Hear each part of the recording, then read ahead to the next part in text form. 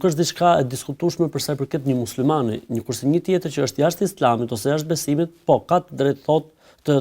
të sjell paranteza të tilla, të sjell mendime të tilla, të parashtrojë të pyetje të tilla, bile ai, domethënë duke mos e pasur sensin e besimit, mund të shkojë edhe drejt mohimit apo drejt trajtimit filozofik të saj. Si për shembull është thënë që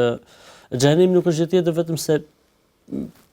pjellë i intuatës dhe e zgjuarësisë së profetit, i cili thjesht deshi që njerëzit të largohen nga e keqja, të largohen nga gjërat të cilat dëmtojnë shoqërinë. Shiko, kjo thotë edhe për fen përgjithësi, jo vetëm për xhenemin. Normalisht, po flas për sensin e xhenemit sepse është diçka e pa arritur nga mendja dhe e pa zbuluar, sepse funda fundit, për sa i përket fesë, në momentin që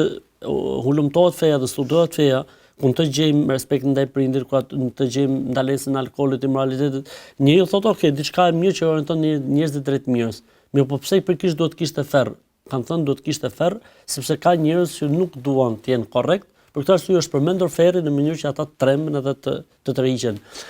Flas, kjo është mendësia e një jo besimtari, mendësia e njeriu që mohon fen dhe besimin, ndërsa koncepti i besimtarit është krejt ndryshe, sepse siç e thash, librat e shenjtë të gjithë flasin për ferrin, Kurani flet shumë për xhenemin, profeti Muhammed sallallahu alaihi wasallam ka folur shumë, po vetëm se nuk është folur me sensin e fobis, pra me kuptimin e krijimit të fobis tek besimtari, që o bobo çfarë po bëhet me mua, edhe në çdo moment kujton se po digjet apo është folur për ferrin në sensin që besimtari të kuptojë se ka ferr, se ekziston ferri. Tani po mirë, si mund ta vërtetojmë ne në këtë botë se ka ferr? Besimin në ferr apo në xhenem është pjesë e besimit të fshehtën, që do të thotë